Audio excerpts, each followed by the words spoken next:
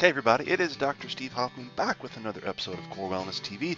Today's a little different, little mini case study. We're going to talk about Miss Donna, who came in with some upper back pain, some sharp pain, and was actually getting adjusted and getting massages. And when I looked at her and she was talking about the symptoms and the sharp pain and what she was reporting, I thought, well, we better take an x-ray. It sounds like there might be a stress fracture or compression fracture or compression deformity. So we did, and indeed, in 3 levels. She had compression deformities or compression fractures, which did not need to be manipulated, did not need to be massaged, need to be retrained. Conservatively, we worked on her posture we've worked on her for about 6 months or so, and now we are uh, getting her to do some functional movements like she used to do when she was a baby. We're working around the 7 to 8th month time period here, where we're going from the oblique sit towards the bear position, and we're going to show you some of the mistakes that I actually made in an exercise, and what we did to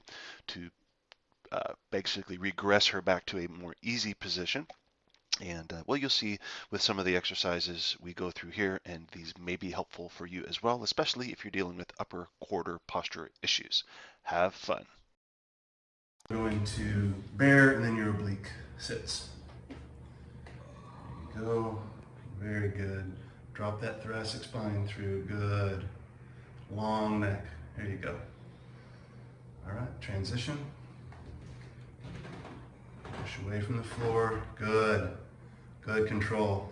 Very nice. Push away. Good. Good. Now, where we ran into trouble here is that Donna wasn't able to,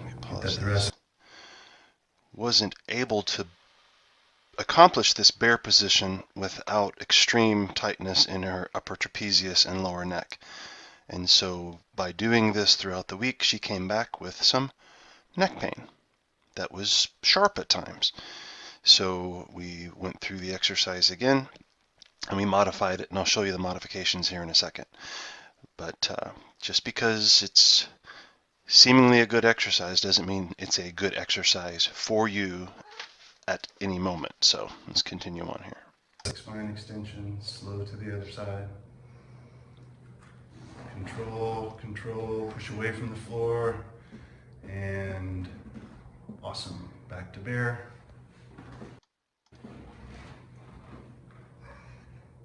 Good. Drop into that T-spine. Good. All right.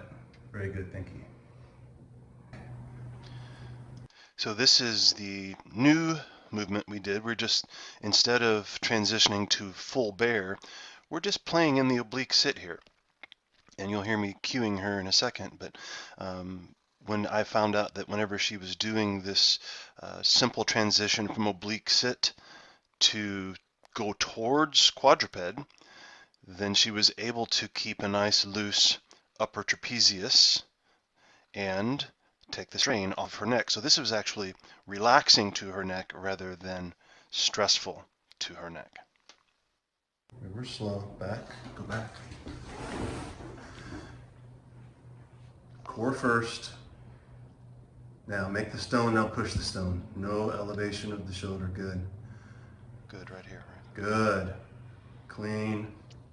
See, there's no elevation. Good. Here. And your hand push away from your base of your thumb and the base of your pinky at the same time. Good. Good. And breathe. Control first. All the time. It's good to go up to the top, take a breath there, nail a breath. Hit the installation button on the program. Good. Good. In that top hand, you can reach like you're reaching for something and externally rotate. That's good. That makes it more neurodevelopmental.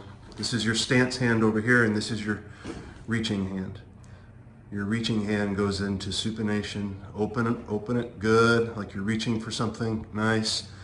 She's also stability and mobility. Get long with your neck. Good. Okay. So that's your move. Got it. Your child pose. passively drop into your thoracic spine. Now you're going to actively.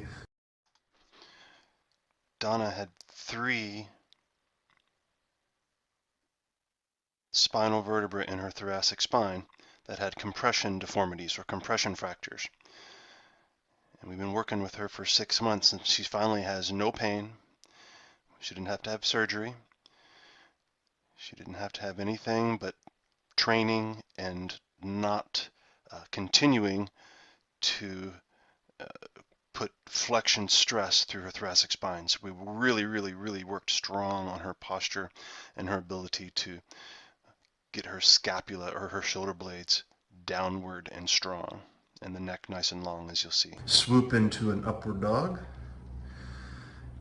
You just got to make sure your shoulder blades stay down, down, down, down, down, down, down, down, down. Stay soft here. Soft here. Good. See, even though she still has kyphosis here, or some rounding, she's still able, what she's doing, if this is soft, she is strengthening that down and back system. So this may not ever completely leave for her because there has been a collapse of the front side of the vertebra, which gives the appearance of some roundedness in the upper back. So we're focused on function here, not anatomy. Nice. Scapular depression. Get long through your neck. Long, long, long. Good. And back. So no more than like 2 breaths there. And then 2 or 3 breaths down low. Good. One more swoop up. Swoop, swoop, swoop. Good. Good. It's okay if you can look up with your eyes. I just don't want you to recline at your upper cervicals. Good. Well, but I think when I look up with my eyes, that's one of the things that causes that tension in those shoulders. Uh-huh.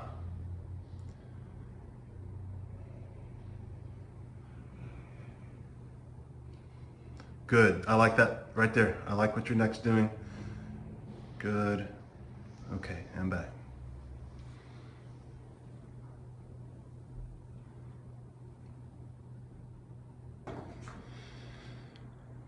Spiral out. Nice. I like the way your scapula goes down, your shoulder blades go down. Good strong core. Nailing it. Good. Banded Brugger.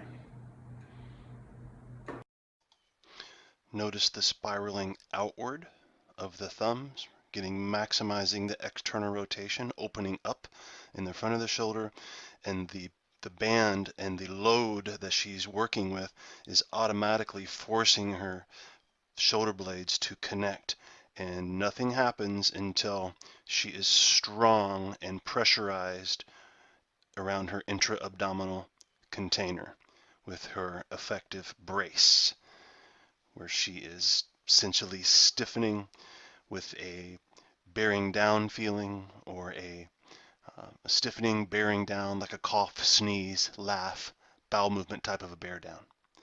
That's what creates your pressure. Then your shoulder blades have something to attach to. Hold for 2 or 3 breaths. Breathing is the installation button for the program. Nice, and return. That's it. Hey guys, hope you enjoyed that video. If you'd like to learn more about how to use transitions like Miss Donna did to move with less pain and more energy, less strain, join us for the free web class on transitions. We're going to take you through transitions and help you do them efficiently. Transitions of movement help you escape dysfunctional movement traps and help you move more freely and smoothly, so you can have less pain, more energy, and do the things you love in your life. There should be a link in the description if you're on YouTube, and if you're on the website, there should be a button below the video somewhere to get information on how to get into that free web class. Thanks, and have a great day.